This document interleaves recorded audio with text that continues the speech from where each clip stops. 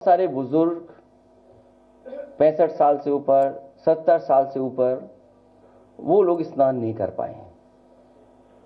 वो स्नान करना चाहते हैं, पुण्य और इस तरह के धार्मिक कार्यक्रमों में शामिल होना चाहते हैं। तो मेरी सरकार से यही अपील है कि एक समय पर 75 दिन का होता था ये कुंभ। सम्राट हर्षवर्धन के समय पर जो कुंभ का आयोजन होता था बहुत लंबा होता था। उस समय जहां दूर दूर से लोग, हर धर्म के लोग आकर के उस कुंभ में शामिल होते थे, स्नान करते थे और दान कर करके भी जाते थे।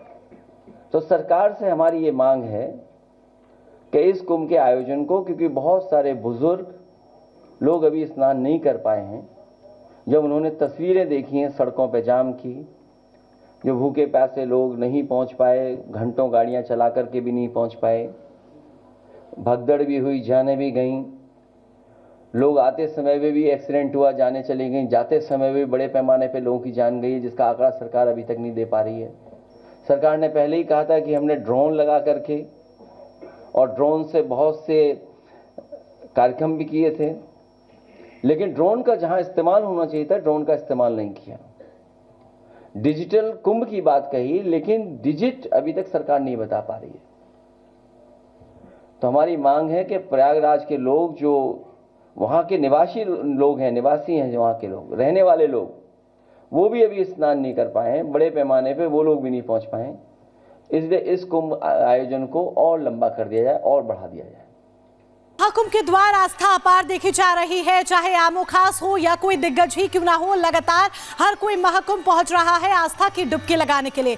पीयूष गोयल, केंद्रीय मंत्री और लोकसभा स्पीकर ओम बिरला भी पहुंचे हैं। तस्वीरें देखिए केंद्रीय मंत्री पीयूष गोयल की, जो कि आरती करते हुए यहाँ पर दिख रहे हैं, विधि विधान के साथ पूजा कर रहे हैं, और स्पीकर ओम बिरला भी उनके साथ मौजूद है। ये तस्वीरें हम आपको दिखा रहे हैं, अपने परिवार के साथ वो पहुंचे हैं, क्योंकि महाकुंभ का ये मेला है, सनातनी मेला है, सबसे बड़ा आयोजन है। 144 साल बाद जब ये संयोग बना है, और ये देखिए स्पीकर ओम बिरला की तस्वीर भी आपके सामने है, जो कि आरती और पूजा कर रहे हैं। संगम में डुबकी दोनों दिग्गजों ने लगाई है। हर आमो खास संगम में, पवित्र त्रिवेणी में आस्था की डुबकी लगाना चाहता है, क्योंकि ये वो संयोग है, ये वो मेला है, ये वो आयोजन है जिसका इंतजार वर्षों वर्षों तक किया जाता है। और ऐसे में अब जब इस आयोजन की शुभ बेला आई है, शुभ घड़ी आई है, तो कोई भी इससे अछूता नहीं रहना चाहता। यही एक बड़ी वजह है कि तमाम दिग्गज हो या फिर आम जनता हो, लगातार महाकुंभ में हिस्सा लेने के लिए, आस्था की डुबकी लगाने के लिए पहुंच रही है। और 33 दिन हो चुके हैं, 33 दिन में 50 करोड़ के पार संख्या पहुंच चुकी है, और ऐसे में लगातार रिकॉर्ड्स बन रहे हैं। पहला रिकॉर्ड 14 फरवरी को तट की सफाई की गई, 15,000 सफाई कर्मियों ने मिलकर सफाई की है। 10 किलोमीटर संगम तट की सफाई की गई, ये दुनिया में पहली बार ऐसा हुआ। दूसरा रिकॉर्ड 15 फरवरी को नदी की सफाई हुई है। आज के दिन गंगा यमुना के किनारे की सफाई की गई, दूसरा रिकॉर्ड बनाया गया। 300 सफाई कर्मियों ने मिलकर सफाई की है। ये सफाई का कार्य जारी है। स्वच्छता के प्रति जागरूकता को बढ़ावा देना इसका उद्देश्य है। तीसरा रिकॉर्ड 16 फरवरी को ई रिक्शा परेड होनी है। त्रिवेणी मार्ग पर सबसे लंबी ये परेड होगी जो कि की जानी है। 1000 ई रिक्शा की परेड होगी त्रिवेणी पर।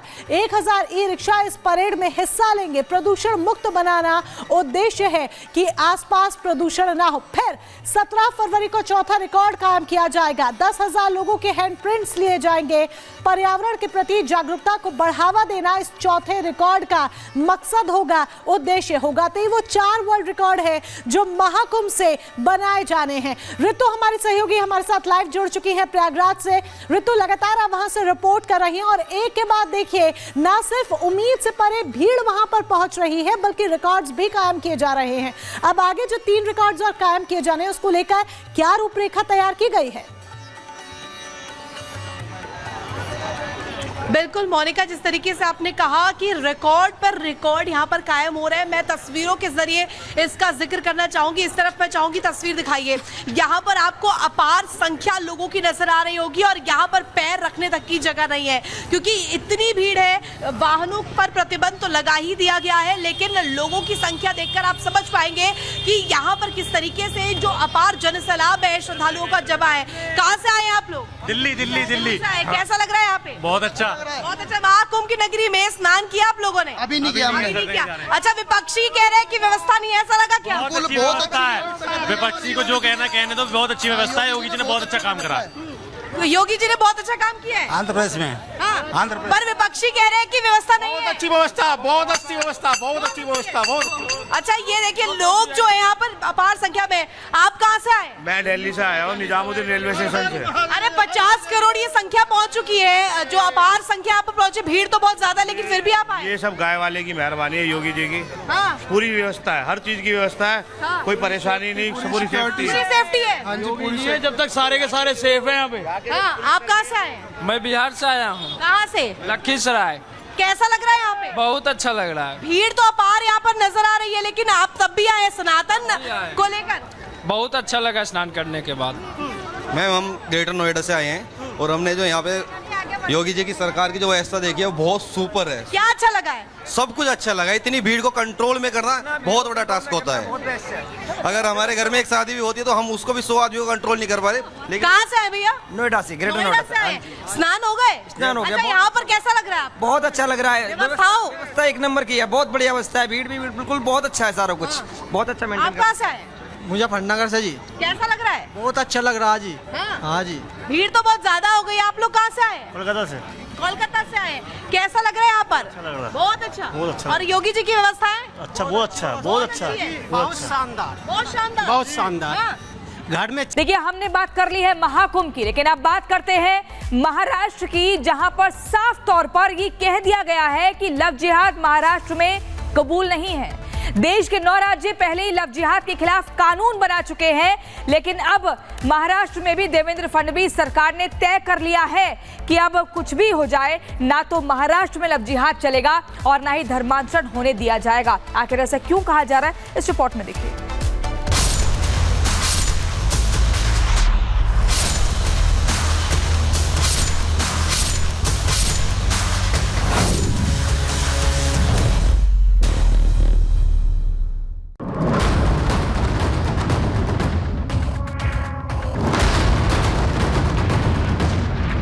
जल्द से जल्द ये लव जिहाद और धर्मांतर विरोधी कायदा हमारे इधर लाया जाए। लव जिहाद पर महाराष्ट्र में लोहा गर्म है। अब महाराष्ट्र सरकार ने तय किया है कि लव जिहाद को महाराष्ट्र में कबूल नहीं करेंगे। तो लव जिहाद और धर्मांतरण को रोकने के लिए फडणवीस सरकार ने सख्त कानून बनाने का फैसला किया। 14 फरवरी को जब युवा वैलेंटाइन डे मना रहे थे, तभी फडणवीस सरकार ने महाराष्ट्र के डीजीपी के नेतृत्व में 7 सदस्यीय कमेटी का गठन कर दिया। एक कमेटी को जिम्मेदारी दी गई कि लव जिहाद को लेकर तमाम कानूनी और तकनीकी पहलुओं पर चर्चा कर एक रिपोर्ट बनाए और एक विस्तृत रिपोर्ट सरकार को दे।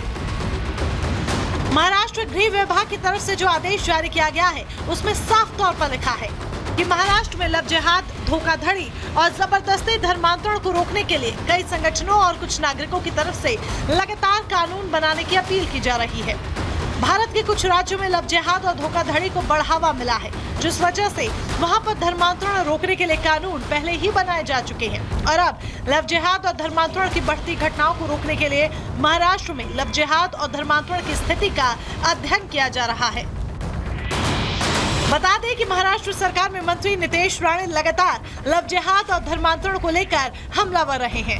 बीते दिनों तो नितेश राणे ने लव जिहाद की साजिश रचने वालों को दो टूक कहा था कि हिंदू लड़कियों से दोस्ती करना और फिर धोखे से उनका धर्मांतरण कराना, ये सब हमारी सरकार में नहीं चलेगा। जल्द से जल्द ये लव जिहाद और धर्मांतर विरोधी कायदा हमारे इधर लाया जाए। ये देश लोकतंत्र है और एक सशक्त लोकतंत्र में कौन किससे प्यार करेगा, शादी करेगा, इसका अंतर्गत मामला होता है। पिछले कुछ सालों में महाराष्ट्र के अंदर लव जिहाद के कई मामले सामने आए। ऐसे में माना जा रहा है कि लव जिहाद अब महाराष्ट्र में जल्द ही इतिहास बन जाएगा और अगर किसी ने लव जिहाद किया तो उसके खिलाफ फडणवीस सरकार कठोर एक्शन लेगी।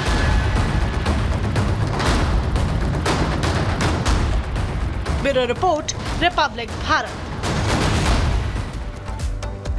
तो विस्तृत रिपोर्ट तैयार करने के लिए आदेश दे दिया गया है, कमेटी का गठन कर दिया गया है, यानी कि जल्द ही महाराष्ट्र में भी लव जिहाद और अवैध धर्मांतरण को लेकर कानून बन जाएगा। कहां बन गया है फटाफट से जान लीजिए। हिमाचल प्रदेश में बन चुका है, उत्तराखंड में बन चुका है, उत्तर प्रदेश में बन चुका है, झारखंड, ओडिशा, मध्य प्रदेश, राजस्थान, हरियाणा, गुजरात में बन चुका है पहले से, और अब महाराष्ट्र की बारी है। इसी के साथ